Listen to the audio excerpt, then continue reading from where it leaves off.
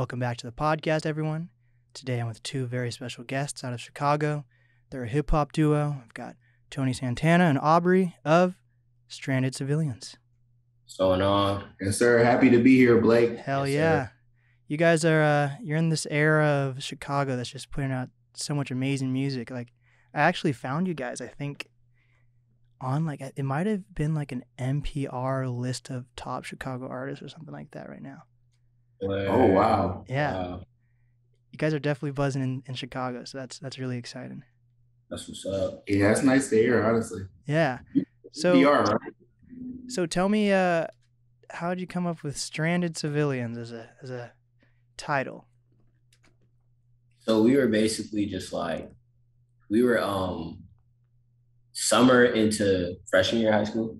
We were basically just trying to figure out a name because he hit me up and he was just like, because we all I've known him since middle school. So we basically bonded over rap. And we were kind of just like, what if we just started rapping just for fun and all that?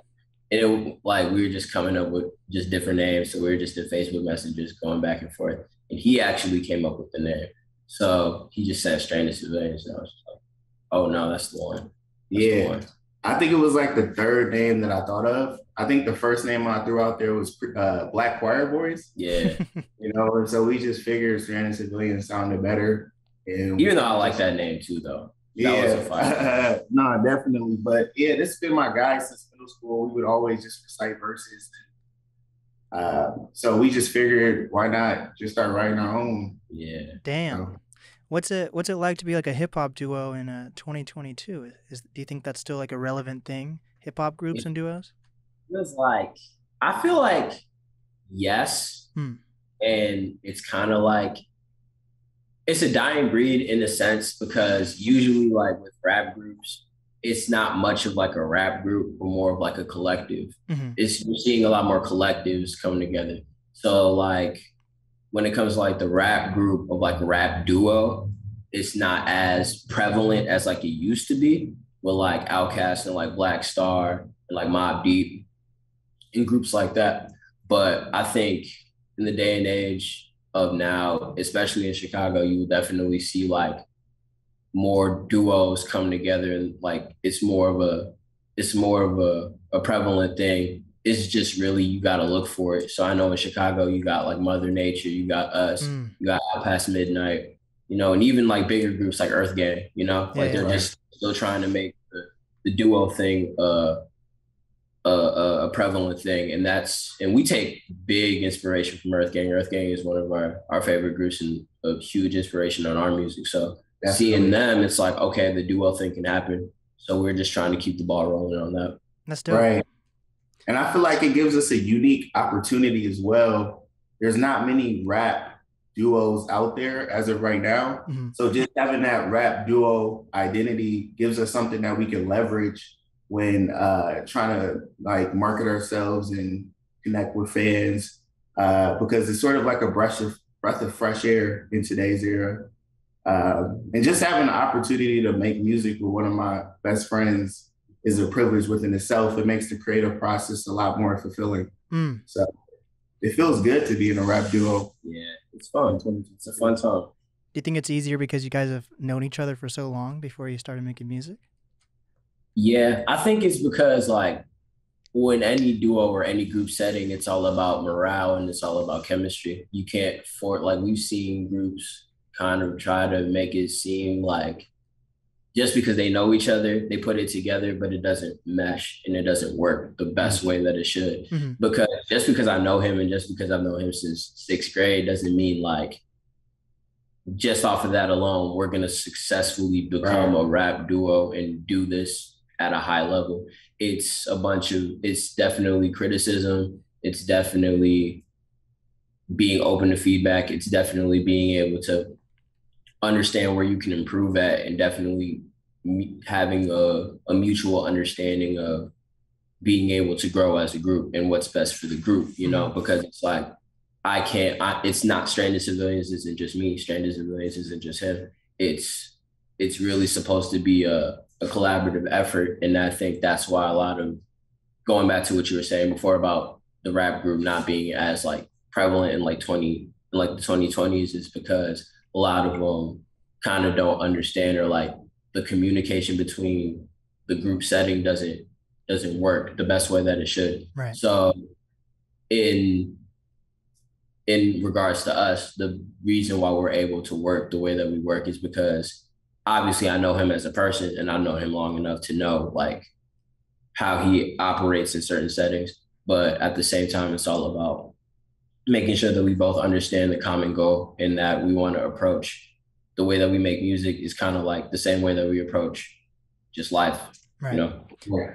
Do you guys have any, do you guys do any solo projects, or is everything you do just as the hip hop duo? So we actually came up, well, we were together, we started off together, and then we kind of branched off and did our own thing, made solo projects. But I think like my first year of college, that's when I had contacted him again, and I was like, let's bring Stranded Civilians back. I felt like we could really do something unique and innovative, especially where the rap game was at the time. So that's kind of how we rebranded ourselves in that era. Mm-hmm. Wait, how long? What did you guys go to school for? Well, I went to school for economics. I just graduated this summer. Ooh, congrats. And then I'm still in school. I'm going to school for computer science. Oh, dope.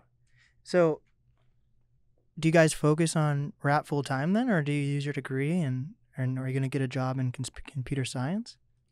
Well, usually it's kind of like I think we do a pretty good job of like balancing for the most part. Like, because I'm still in school right now, and like he was just finished, but like while we're in school, we're still like making time for certain things. It's all about just balancing out and making sure everything gets the necessary like attention that it needs. So like we'll have like, if we have school stuff, we'll handle the school stuff, but like we're in tape and project mode, we'll still find a way to make that work even throughout the semester. And then when the summer comes, it's just full on music. So it's all about, you know, prioritization and making time for what's important to you. You know, me personally, I like to try to move with the notion that I don't want to have any weaknesses. So anytime I do something, I try to put 100% effort into whatever that endeavor is at the time, whether it was school, whether it's music, whether it's just like my own personal growth, you know, fitness, wellness, spirituality. I feel like everything, if it's important to you, you're going to make time for it. Yeah. So you really just got to cut the BS out, because there's a lot of things that, you know, that I could possibly spend my time on that I can't, due to the fact that I'm so packed up with music, school, etc. Yeah. So have you guys connected with like those hip hop duos you're talking about, like Mother Nature, any of those guys? And then do artists give you guys advice on how to move through the scene? I'm cool with the folks at Out Past Midnight, because we have mutuals and stuff like that. We would love to work with Mother Nature. They're killing right now. But it's kind of like it's the scene is very like small to where it's like you're going to run into these people at least once somewhere. So it's literally like whenever we get the chance to, and we're always down to work with whoever. It's not like a matter of not being able to. It's just, it's all about just connecting and having the right song. But yeah, no, it's funny, I actually talked to Post from Out Past Midnight a couple weeks ago. We were actually working on. Nice. Hopefully we're getting something together. So definitely. Yeah. I feel like Aubry and we have this community surrounding us of just creatives, like super talented people that we haven't even collaborated with everyone in our circle. Yeah. So we're just getting around to doing that as of right now with our most recent project that we're working on. So we just have like this abundance of people that we can go to for collaboration. So I think right now we're just focused on doing that. And then we want to kind of outbranch and work with those other Chicago creatives whose music that we appreciate, like Mother Nature, like Out Past Midnight, like Nombre Kari. It's so many different people that I really just appreciate what they got going on. So like collaboration is key. Yeah. Wait, are you guys in a collective then, or? Yeah, well, basically, I'm in a collective by association. He's very much in the collective. He is very much he's he's practically there. They're just like, they always ask for this guy all the time. But yeah, the collective is called MP3 or .mp3. It's made up of Don Orphan, Ruben the Human, Moet, myself, him, Coldwater, Micah Sucks, and a few other cats, also Hunter. And basically it started because we were just homies, really. Like, we were all just friends. And like I said, the scene is very small. So like, you'll see these guys at like art shows, you'll see them at like DIY performances or house shows and stuff like that. So when you get together with them, then it's kind of like, okay, you see what they got going on. And it's kind of like, we all have like a common goal at the end of the day, where it's like, we're just trying to make the best music possible or the best content and just have a fun time while doing it. So before we even became a collective, really, we were all just good people. Like, I remember like one of the first shows that we really all got cool with is like the homie Don hit me and Tone up and was like, yo, we want you guys to be on this bill. And we weren't really doing like art shows at the time, really.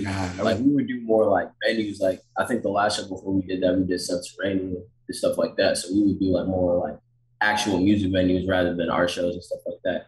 But after that, we just had a different mindset and different like appreciation for art shows and stuff like that, because Don put that show together, I think, the beginning of the week, and by the end of the week, damn near sold that. Oh shit! So is an art show just like, it's like an art gallery with artists, or what's an art show? Yeah, it's like an art gallery with a music performance. So he'll have like a lineup of people who are going to display art or like make it interactive. So they'll have like people that paint nails, they'll have people that do henna and stuff like that, or they'll have people that just want to showcase their art, and then they'll have like a music lineup. So it'll just be like the best of both worlds, because one thing that Don is very good at is getting everybody involved. So it can be people that paint and then that shoot photography or that film. So essentially, he just puts these shows together for everyone at the end of the day to network and kind of know each other, because the scene is so attached and very much like connected. So it's like, you're going to know these people, so you might as well just work with them. So. Right. Being in a collective probably makes everything more cost affordable too, I'm guessing, right?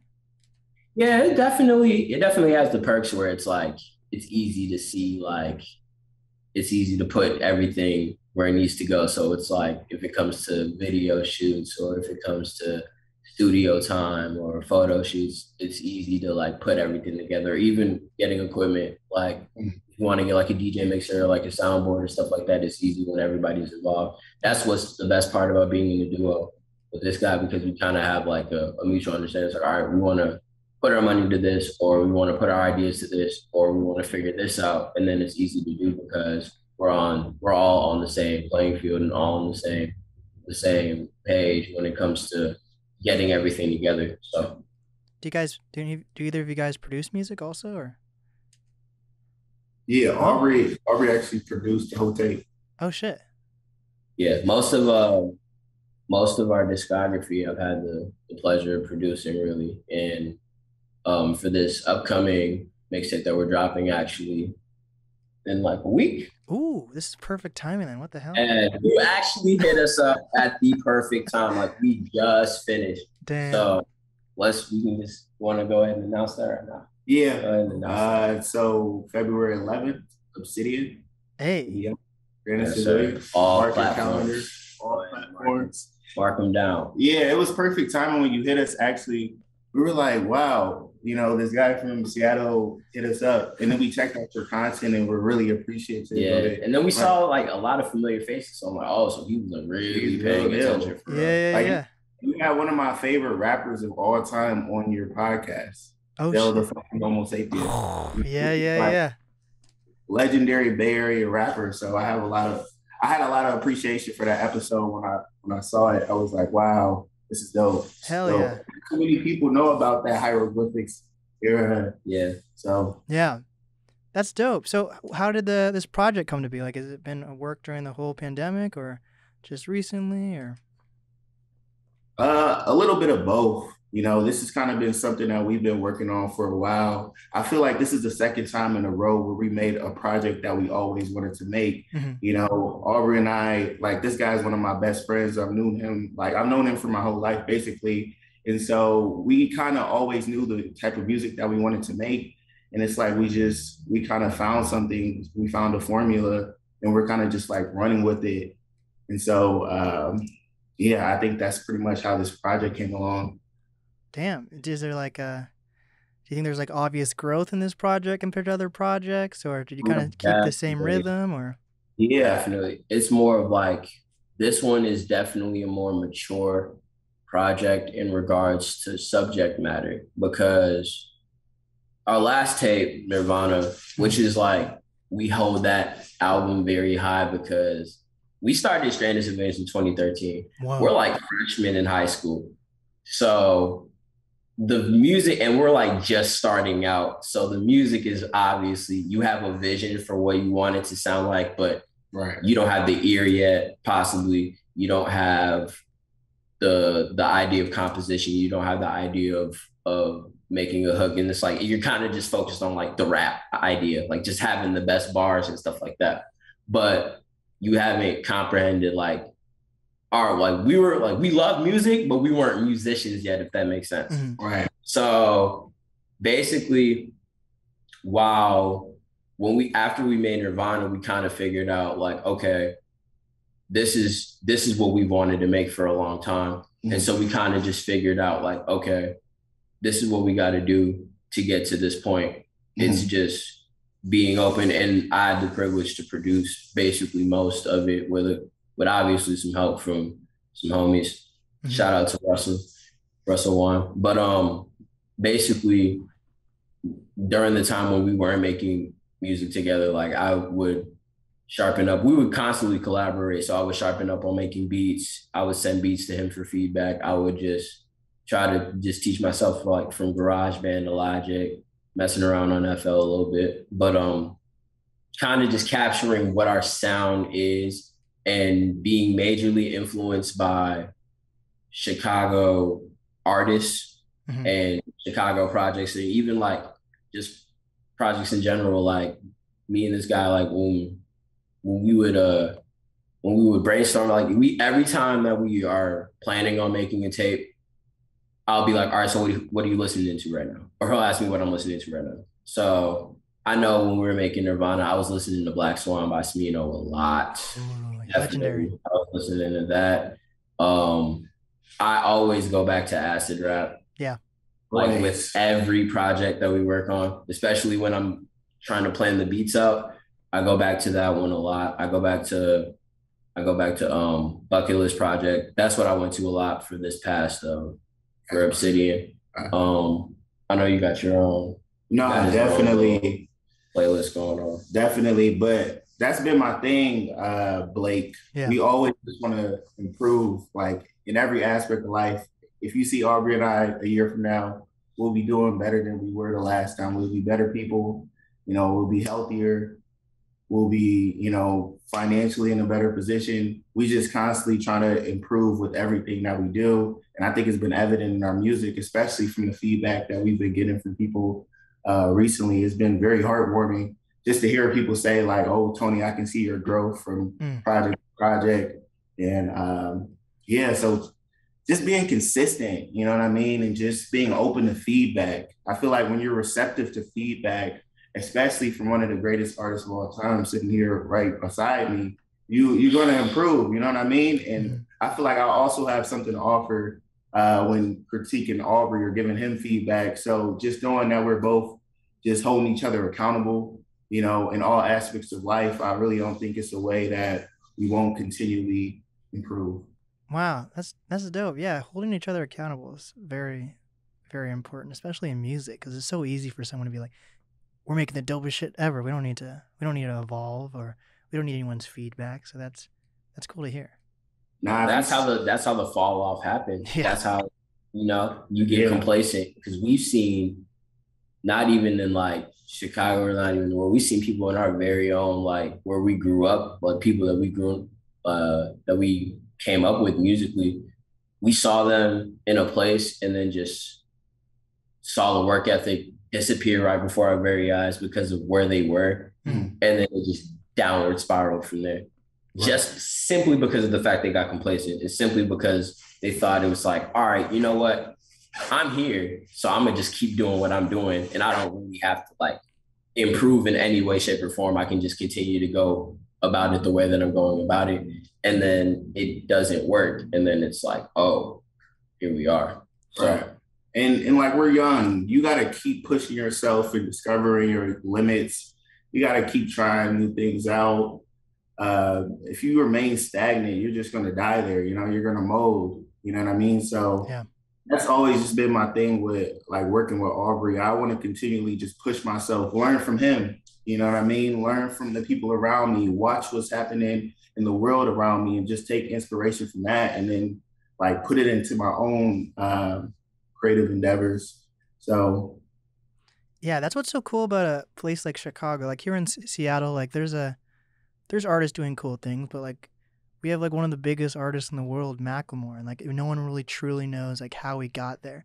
But you get to see like all these artists like Chance the Rapper and Juice WRLD, like the full on like Lyrical Lemonade company at this point. You know, all these different things like their come up, and you get to take notes. So that's a really cool, like I feel like I think it's like a thing no matter where you are. Like, you know, the grass is always greener no matter where you are. But like there is something that seems special about the Chicago music scene. That's why I'm like fucking like overly like obsessive about you guys right now. Nah. Yeah, I actually love Macklemore too. I think that's the thing about Aubry and I.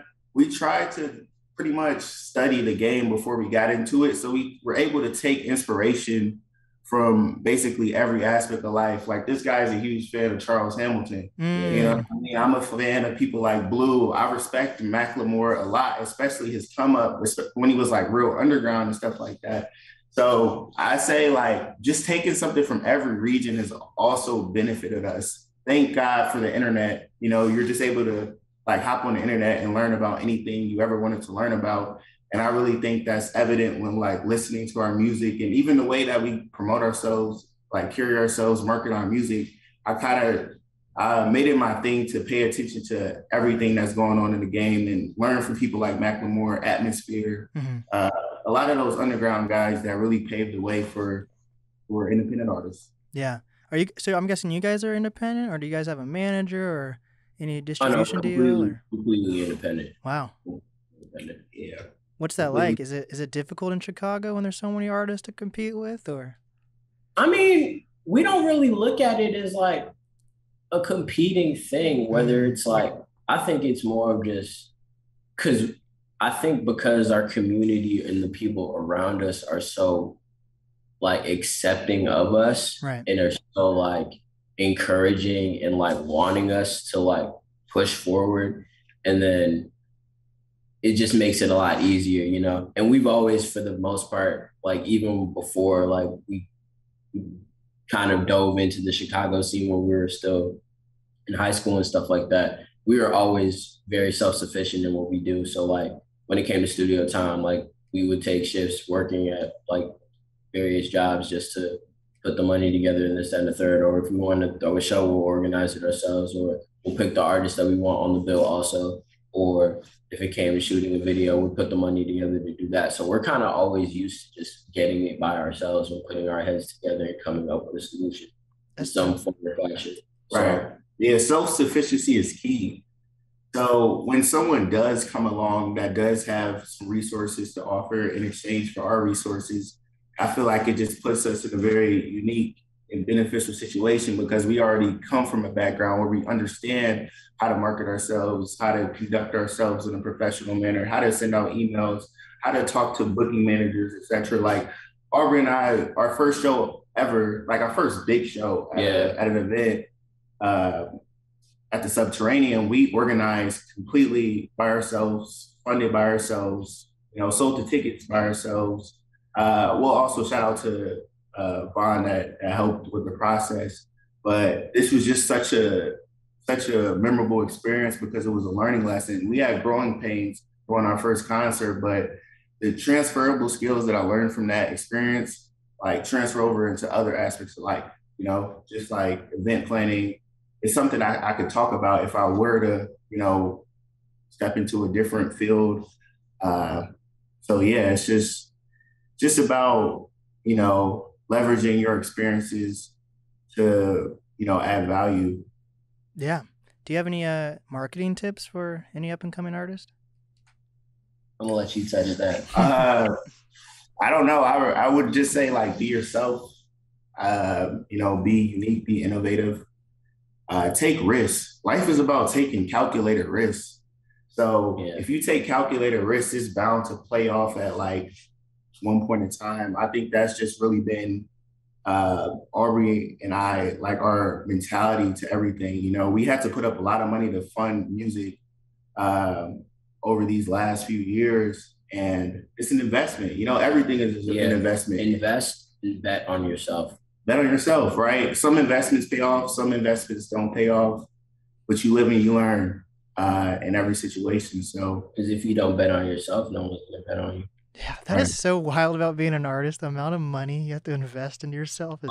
You gotta put like a whole lot of things. That's the thing. Like, you have to build from the ground up because you have to to spend your own money, and that's just what it comes with it. Like, you have to put up money for studio time. You got to put up money for certain promotions. You got to put up money for getting a video or getting this, that, and the third, artwork and this, that, and the third, and all that, or even beats if you're not making them yourself. Ubers, everything. Like, literally, even if you want to get like a tour going, like, you have, like, and you're independent, you might have to handle that all by yourself. Jeez. And so it's all an investing game, because you putting that money into your craft and you perfecting it is going to maybe translate to one day you won't have to put up your own money, and it's somebody else that believes in you. They'll put their money into you. So It's all about betting on yourself, because if you don't bet on yourself and trust yourself, well, first you have to trust yourself anyway. You have to trust yourself in what you're bringing to the table and your craft and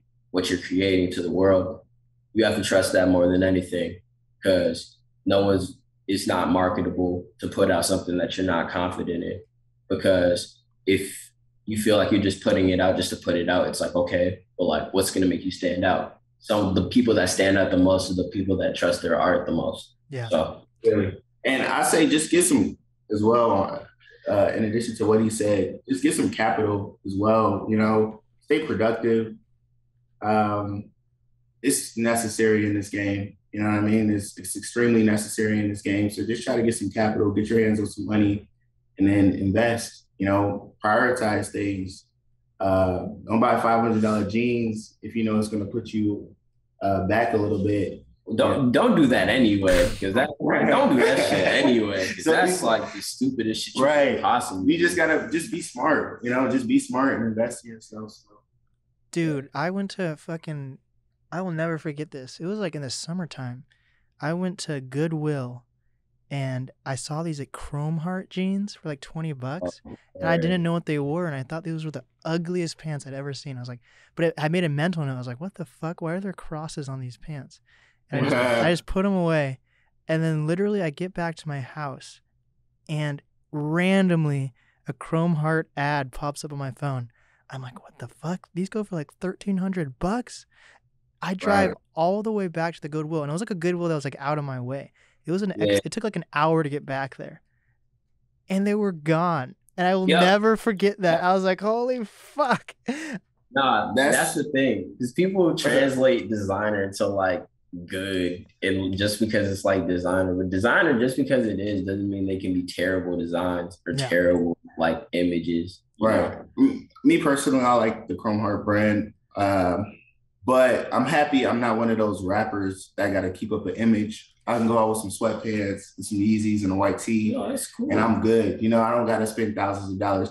It's actually necessary depending on what type of music you make. You got to uphold an image. Yeah. You can make that investment into those $500 pair of jeans, those $1,000 pair of jeans. But I'm happy I'm not one of those. I'm about to say, we just chill. Yeah. So like, we don't have to do that for right. us. We can just wear whatever, man. I can wear PJs and I can still get these podcasts. Right. Yeah, that's a privilege, man. I wish you could. I wonder if you even can. Like, what if you could do tax write-offs on things you have to get as an artist? Like, Yeah, actually, I was honestly just looking into that like yesterday. And I think you can, depending on how you have everything set up, such as studio time or, equipment for your studio. But that's definitely something I want to look more into for Aubrey and I, because that would be very smart and advantageous to us as independent artists who are funding everything. yeah, Yeah. dude, everything, like even like a little like Focusrite, that shit's like $300 to $500 for Yeah, just that little box. the focus rights are definitely up there. I know a homie that like I think he just broke his, so he has to like re-up and get another one. Those things are they're never gonna get cheaper. So Yeah, and you need that for a course. So like that's half the entry battle right there, yeah, no, literally. I just bought an Akai FPD pad, like real cheap, like just it was like I think like $100 really. But I definitely want to get like the actual MPC very soon, just because I know that like the production is gonna go all the way up there. Yeah. Facebook Marketplace. Yeah, that's what I've been saying. Facebook. Yeah, honestly, you slide to Facebook Marketplace, you can get a lot of things a lot cheaper. Like I got like a MacBook charger off of Facebook Marketplace the next day, like for like $20. So. A lot of things used, man, especially equipment. Yeah, that's what I'm saying. Like it's worthwhile in my opinion. So what are your guys' goals for your new project, Obsidian? I would say my goals is just to continue to build a fan base and cultivate a fan base full of people that just really enjoy our music and resonate with it. So I actually just commented on one of our most recent Instagram pictures. I love our supporters. And I feel like we really have one of those like diehard fan bases that are really just invested into us and not only as musicians, but as people as well. So I want to continue to cultivate that strong sense of community that we get from our fan base. I want people to tell me that they were impressed with the music, that they love the music, that they thoroughly enjoyed it. I want people to text me and be like, oh, that was about me. I always say that in every interview, anytime we drop a project. I want like the people in my life to really take note of like the things that I'm talking about and just see how they translate into like real life events. It's really for everybody. It's a project where it's like, I feel like we kind of got to say a lot of things that I know that we wanted to say. And we kind of just found a way to sonically produce that on this in a way that we haven't on any of our past projects. Like we've kind of referenced certain things, but I feel like we really dove into like the feeling of things. And definitely thanks to the features that we got on there. Definitely thanks to the people that consistently listen. I think they're definitely going to see the growth because they see the growth every single time. That's all it's about. And definitely the experimentation and what we in our approaches. And they're definitely just going to hear like, because we make mood music essentially just to fit a certain feeling and to fit a space where someone may be in. So I feel like we capture that 100%, and that's what we want to do with this project or any project that we put out is just to get those who really support the reason to just give them even more reasons to support while also just welcoming anybody new. Right. And on my first verse on the project, I say everything organic, man, even the food. And so we have this friend who like that line just really resonates with. Like he's like I get on the phone with that at least like twice a week. Since I sent him that song, he tells me that he literally randomly just says that on the phone. So I would say that's one of my goals, just to like encourage people to live a better lifestyle, just to, become the best versions of themselves, to become better people, eat healthier, be non-judgmental, appreciate what they have. I feel like these are all just things that I talked about on a project where like when I listen back to this, I'm like, yeah, I'm happy the way I represented myself on this project. You know what I mean? I feel like this was me. This was me in totality. This is who I really am. So just being genuine with myself was definitely a goal, and I feel like it's going to resonate with people, and hopefully it has a profound effect. Hell yeah. So are all of the features Chicago artists? And what are some like Chicago artists people should be on the lookout for? Okay, so the people that we got on this project is we got the homie Hunter, we got a homie from Evanston named Nia, very talented, very talented. You're amazing. We got Mugen the Human, member of MP3. One of my favorite verses of all time. By way of Prince George County, Maryland. We got the homie Coldwater from Champaign on there. All, like most of them MP3 related. We got the homie Mariah Cologne. Shout out Mariah. Killing it also. So we just, for the most part, very like Chicago based, but we also got some people from out the way. Shout out to Tyler, who added some vocals on one of the songs, BMA. Right. So we kind of kept it a little bit in the fan while also expanding a little bit. We definitely want to grab a little bit. It was a decent balance. It was all in the fam. It was all in the fam, but like also just trying to like kind of grab some new people. Like just for like, even if it's for production. So shout out to the homie Micah who also helped with production and kind of just listening and seeing where I could add this or add that or kind of do something right here.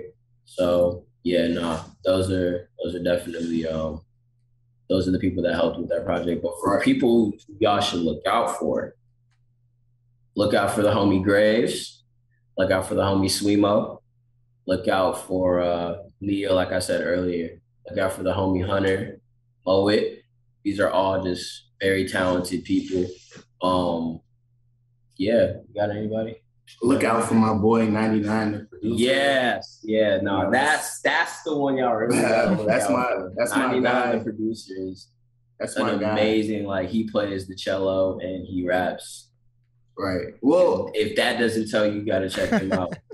I don't know what else will. Yeah, when I look at the Chicago scene, I'm impressed by everyone.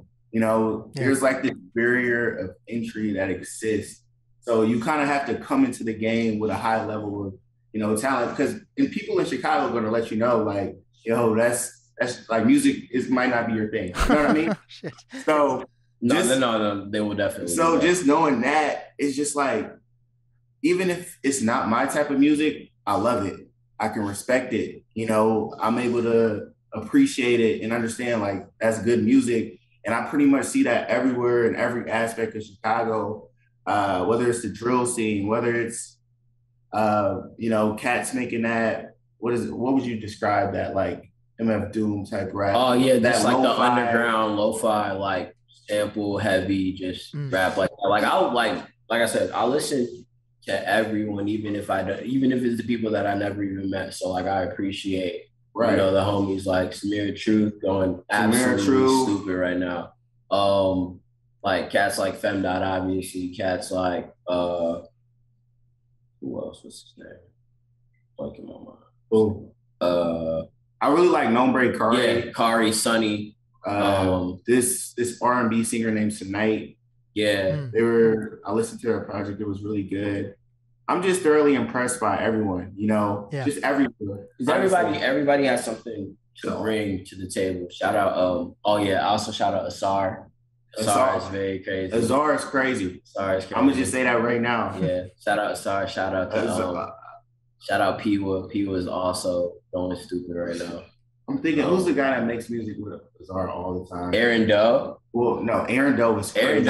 These guys are so many people. This is so dope. I haven't heard from Aaron Doe in a minute. Aaron Doe gonna drop. KO Southside. What's his name? KO. Just that whole camp. KO, Azar. Yeah. Those guys are really good at rapping. They're all dope. They're really good at rapping. It's almost scary, you know. So yeah, it's just. A lot of people just keep you wanting to constantly just like improve what you got going on. And, you know, it's like they just hold me accountable, even though I don't even talk to these people on a daily basis, but I listen to their music. And I'm like, okay, I got to push my pen today. You know what I mean? I got to go crazy today. You know, yeah.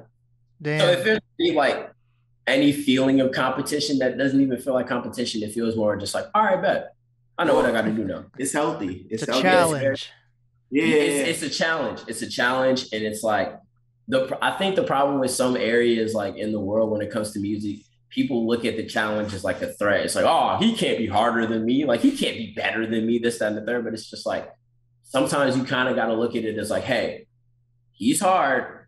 You can be hard too. You can be dope too. Right. So that's kind of how we look at it. It's like, all right, like when I was younger, when I was just starting to make music, I would kind of look at other people going absolutely like just making the best shit and just being like, damn, like, I want to be good too. Like, what the fuck? Yeah. But then I'd be like, no, like they're good.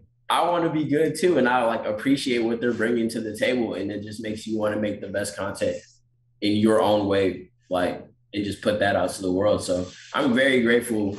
And I know me and him are very grateful to just be immersed in that scene because it just shows us a lot, like, and it allows us to grow in the best way, shape, or form. So, hell yeah. Right. I'm gonna have to check out all those artists. You listed like 30, and I'm gonna check them all out. Right. We could have kept going. Oh yeah, no, that's the thing. So to answer your question, there's a lot of people. Just keep your eye on Chicago. That's all I can tell you. Just keep your eye on there. And it needs even the people that aren't even born here that come from wherever they come from here. Because I feel like when they get here, from what I've seen, they just level up. Like it's like they find their sound even better when they get here. No bias. So what are each of your guys' favorite song off the new project? Ooh, that's a hard one. I told Aubry this the other day. I told him I don't really have a favorite song because I like all these songs equally, to an extent. And I just feel like it's our best work. But I do have an idea of which song people are going to resonate with most. If I had to pick for myself, it is track 7 called Angels. That's the one. That's the one for me. Hell yeah. I would just say maybe where you at? Track 2? Track 2. Levitate will definitely resonate with a lot of people, hopefully. Yeah, definitely. I love that one. Like, I think we definitely try to cover all bases. So like if you like really rap, if you're like bar heavy and you wanna hear like just rap, just old school duo, back and forth, just whatever kind of old school boom bap, you're gonna love the song Shinobi featuring the homie Coldwater. So shout out to him. Prosperity Freestyle, Revelation, where it's just bars, really. If you like more like constructed songs and like just melodies, you'll love songs like BMA, you'll love songs like Midwest Side, you'll love songs like Where You At. And then like the second half of the album is more introspective. So you'll hear songs like Emotions, you'll hear songs like Angels, you'll hear songs like Levitate, and it's more of like, there's different ways to digest this album after listening to it a million times. Just like there's a listening and then there's an understanding. So you can listen if you want to just feel something, but if you want to like understand something and kind of just reflect in a moment, that album is for both of those. And Midwest Side's out right now, right? It is. Yeah. The West Side's out right now. BMA is also out right now. So you can get both of those wherever that you get music. Hell yeah. And what is the easiest way for people to reach out to you guys? So we're on every social media, the Straight Civilians. You can find Aubry on his personal page. Who is Aubry? You can find me, Tony Santana Raps, on Instagram. You can really reach out, man. I'll give y'all my phone number. You know, like I said, we love our supporters. You know, they're like, you know what I mean? Yeah, they keep me alive. Yeah, Stranded Civil on Twitter, the Stranded Civilians on Instagram. TikTok coming soon. You know, we gotta get on there. Yeah, those are basically the two, and then Stranded Civilians anywhere you get music. Right. Hell yeah. Is there anything else you guys want to promote or talk about? Well, I just want to thank you for having us. Thank you for having us, for real. Thank you. Like, you know, anytime we get these opportunities to do this, we definitely are very appreciative, and we look at these as little victories for us because, once upon a time we like dreamed of like even this, you know. It might seem like another day in the office to somebody else, but this is like being able to talk about something that we created, while a lot of people get to create but never get that the opportunity or the space to talk about it.